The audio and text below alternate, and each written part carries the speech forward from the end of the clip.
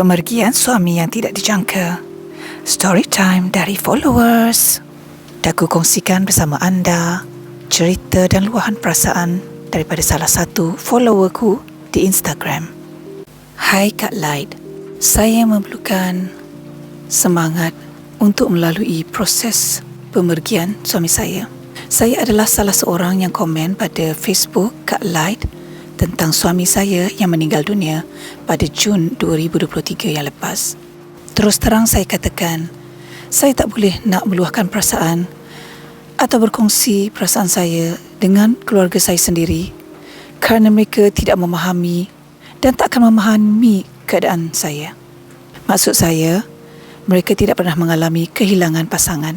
Kekosongan yang saya rasakan dalam hidup saya tidak dapat saya huraikan dengan kata-kata. Saya benci bila orang menyuruh saya untuk redha. Redha memerlukan proses dan tolonglah. Ia tak akan berlaku dalam masa yang singkat, dalam masa seminggu. Jadi, saya mengasingkan diri buat masa ini daripada keluarga saya. Saya tak henti menangis setiap hari, setiap masa. Suami saya meninggal dunia disebabkan kanser kolon. Dia didiagnos pada April 2023 melalui 3 cycle radiation di bulan Mei.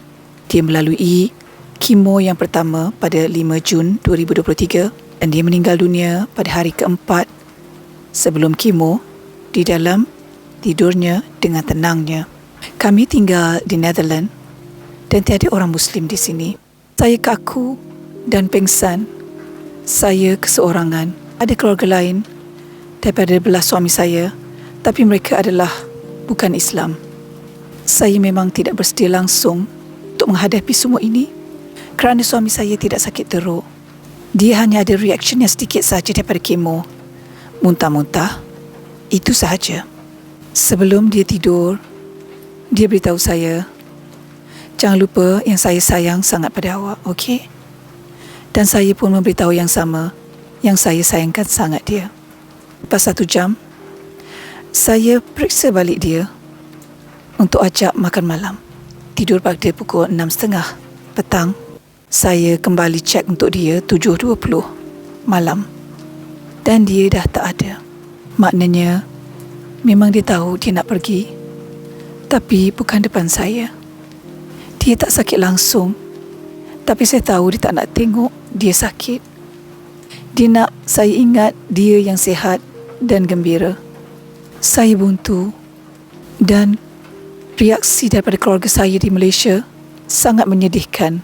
Mereka menggesa saya untuk kebumikan cepat-cepat arwah suami saya. Tapi bagaimana?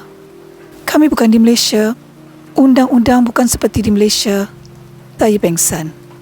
Ya, saya kena pergi hospital. Ada support system. Tiada siapa yang bantu saya. Kebumian suami saya pada hari Rabu.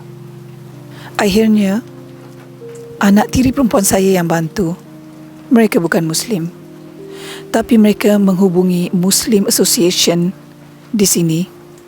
Mereka menolong saya untuk handle arwah suami saya pada hari Rabu untuk bawa ke masjid. Pengkebumian suami saya berlangsung dengan indah sekali. Ada kalanya, orang kita hanya pandai cakap. Benar sekali. Mak saya sibuk, terlampau sibuk duit suami saya. Saya sedih sangat dalam keadaan ini yang saya masih bersedih. Tapi keluarga saya memikirkan tentang harta.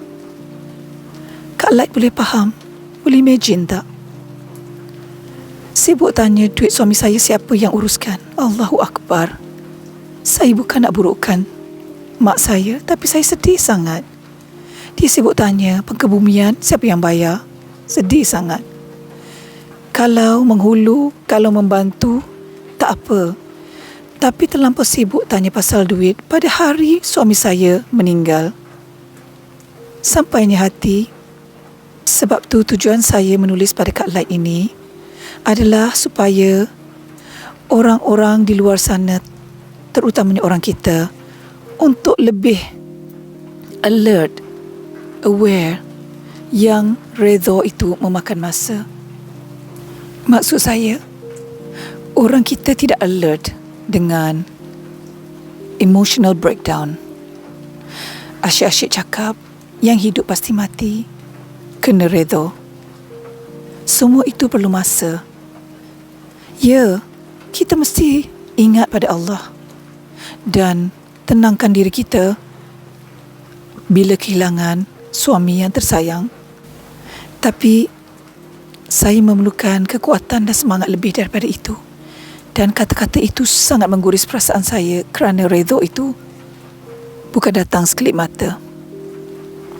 Terima kasih Kak Like kerana postkan luahan perasaan saya ini. Doakan saya kuat kepada pendengar-pendengar di sini. Kalau dapat memberikan kata semangat kepada saya, amat saya alukan.